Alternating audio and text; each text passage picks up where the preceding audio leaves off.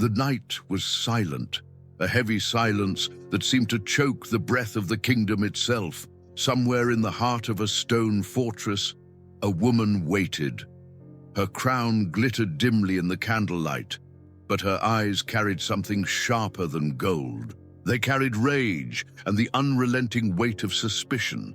This was no ordinary queen. This was a ruler who saw shadows not just on the walls, but in the hearts of every woman who dared to stand near her throne. And when shadows became threats, she turned them into blood.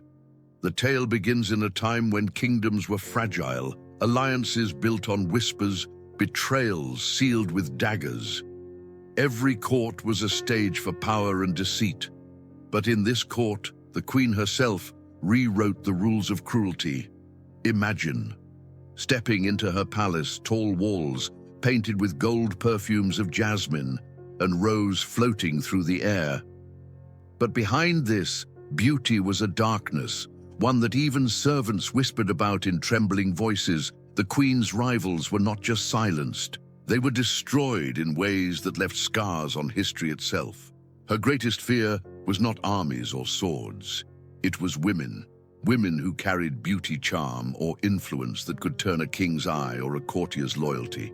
And to her, these women deserved not banishment, not prison, but suffering that would echo for generations. There is a record of one such night, a rival brought before her chamber. The queen sat unmoving as the accused woman begged for mercy. The hall was silent except for the sound of chains dragging across the stone floor. Then came the sentence, one that even hardened guards hesitated to carry out. Skin her alive. Not quickly, not mercifully, but slowly, so that every scream became a warning. This was no legend told in hushed tones. It is written in fragments by historians who feared to speak her name too loudly, documents buried under centuries of dust, testimonies smuggled by terrified scribes, and though some tried to erase it, the cruelty still bleeds through the pages of time. But who was this queen really? A monster without conscience, or a woman forged in a furnace of betrayal and fear? To understand her, we must step back into the world that shaped her. She was born into bloodlines where daughters were pawns and brides were weapons. Every marriage was a chess move, every smile a calculation. Even as a girl, she would have watched women disappear, some poisoned, some exiled, some never spoken of again. To survive, she had to be sharper than the blade of a dagger. And in that crucible of fear, she grew not into a victim, but into a predator. The throne she seized was not freely given. It was won with manipulation and ruthless choices. Behind her coronation stood years of plotting, and behind her smile at the ceremony stood countless broken lives. Even then, she knew that a crown on her head was not security. It was a target, and so she ruled with paranoia. Anyone too beautiful, too charming, or too beloved by the people became an enemy. In her mind there was no difference between a rival and a traitor, and for traitors there could be no mercy. The punishments were not chosen at random. They were designed to strip away not just flesh, but dignity, to erase the very memory of those who dared to outshine her.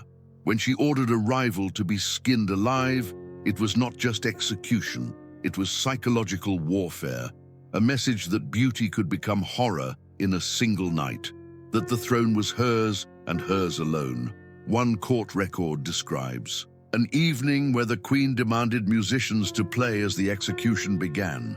The instruments echoed against the cold walls, but beneath the music, the cries of the condemned bled into the air. Those who witnessed it said the sound haunted them until their last breath. Even hardened guards carried nightmares they never spoke of aloud. What kind of heart can sit calmly through such a scene? What kind of soul is twisted enough to transform jealousy into torture? Was it madness? Was it vengeance? Or was it the brutal logic of power in a world where mercy was weakness? As we walk deeper into her story, we uncover fragments, rarely told whispers, that she sometimes visited the chambers herself, watching as the skin of her rivals was peeled away. Not looking away, but studying, as though trying to carve their downfall into her memory forever. Some claim she even touched the blood, letting it stain her fingers, as if power tasted stronger when it was mixed with suffering. Yet, behind this monstrous mask was still a human being.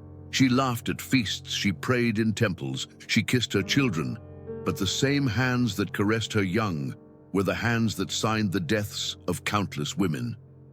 This duality, this horrifying contrast, makes her story more chilling than any legend, and the question remains, did she believe she was protecting her throne? Or was she simply feeding the abyss inside her soul? History tries to bury such truths. Many official chronicles softened the details. Some erased them entirely, but scattered across forgotten manuscripts and letters of terrified witnesses. The truth survives in fragments, pieces of a puzzle too dark to ignore. What is most disturbing is how the court accepted it. Whispers in corridors were silenced. Servants who spoke too much vanished. Ministers bowed their heads, knowing what had been done, yet choosing survival over justice. It was not just her cruelty that kept the silence. It was the fear she planted in every heart that surrounded her. In the end, the Queen's palace became less a place of grandeur and more a gilded prison of terror. Every mirror reflected not just her face, but the ghosts of those she had destroyed. Every banquet hall carried the invisible screams of women who once dared to shine too brightly, and still she ruled. Still she smiled in portraits, still she was celebrated in festivals, a queen bathed not in glory, but in blood. This is only the beginning of her story, a story that twists deeper into betrayal, power, and unimaginable cruelty, but also into the shadows of her own mind, where fear and obsession consumed her until nothing human remained. The years passed, and the Queen's cruelty did not fade. It deepened, like wine left to rot into poison. Each act of violence seemed to harden her resolve. As though with every rival destroyed, she carved her power more deeply into stone. But cruelty leaves shadows, and these shadows followed her everywhere. The servants no longer dared to look her in the eye. The guards who once swore loyalty now whispered behind closed doors. Even her own bloodline began to fear her touch. Children raised in golden halls slept with terror in their eyes, wondering if tomorrow they too might fall victim to her wrath. There are chilling accounts of one noblewoman admired in court for her grace and intelligence. The Queen believed her beauty was dangerous, that a single glance from her could topple the throne. The punishment was swift and merciless, dragged into the chamber of torment. Her skin was peeled from her body as the Queen looked on. Her screams became part of the palace walls, an echo that refused to die. Some say her ghost still lingers, her voice carried through the stone corridors when the night grows silent. It is tempting to imagine this Queen as an inhuman beast, but the truth is darker. She was human, a mother, a daughter, a wife, and yet she chose paths so brutal that even executioners trembled. This truth forces us to confront the darkest corners of human nature. The possibility that cruelty is not the absence of humanity, but sometimes its most twisted form. The Queen began to believe her reign was untouchable, that fear had cemented her rule more tightly than any law or tradition. But power built on fear is a fragile empire, and shadows of vengeance began to gather around her. In hidden chambers, rivals plotted her downfall. Courtiers bowed with smiles, but cursed her in whispers. Foreign envoys wrote letters dripping with horror, describing the bloody court she ruled. And yet she remained blind to the tide turning against her. One document describes her sitting before a mirror, gazing at her reflection for hours, obsessed with the lines forming on her face, obsessed with the beauty she felt slipping away, as though time itself had become another rival, and like all rivals, she wanted to punish it. This obsession grew so consuming that some claimed she bathed in concoctions of blood, believing it would preserve her youth. Whether myth or truth, the belief itself reveals the depth of her madness, but the cruelty that cemented her rule also became her downfall. For when rulers turn their courts into prisons, even the most loyal begin to seek escape. Her trusted advisors grew tired of silence. Her guards grew weary of nightmares. Her people whispered prayers, not for her reign, but for its end in her final years. The queen grew increasingly isolated. Banquets turned smaller, music faded from the palace halls, and the crown on her head weighed heavier than ever. Her paranoia sharpened. She began to see betrayal in every smile. Even family members fell, victim to her rage. Some vanished, some silenced forever, until she stood surrounded not by allies but by fear itself. And when her end finally came, it was not the glorious downfall of a warrior queen. It was the slow erosion of power. The whispers turned to rumors, rumors turned to plots, plots turned to action. She was stripped not of her crown first, but of her allies, of her children, of her own court's faith, until even the throne she had fought to protect seemed like a cold and empty chair. Some records claim she died quietly.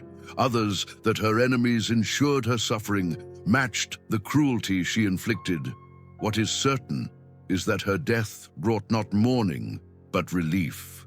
Her name became one whispered not with reverence, but with dread, a reminder of how power without conscience can devour a soul. And yet history did not erase her completely.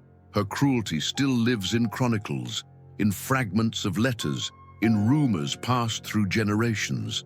But what is most chilling is how easily such cruelty was allowed to flourish, not because one woman alone was monstrous, but because silence surrounded her, silence from those too afraid to speak.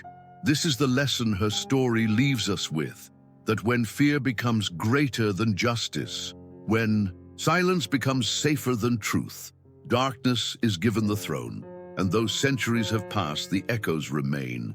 We still see leaders consumed by paranoia, still see the abuse of power justified by fear, still see the silencing of those who dare to stand as rivals. The queen who ordered her rivals skinned alive may belong to history, but the darkness she embodied has never truly vanished. It lingers in human hearts, waiting for moments of weakness to rise again. Her tale is a warning that cruelty, dressed in gold, is still cruelty, that power without mercy is only terror with a crown, and that silence in the face of injustice is as dangerous as the injustice itself. Thank you for walking through this shadowed history, for listening to the story of the queen who reminds us how far humanity can fall when fear replaces compassion. If you found this story haunting or thought-provoking, I invite you to stay with us, to subscribe, so you never miss the next journey into the hidden corners of history, where the past whispers lessons we cannot afford to ignore.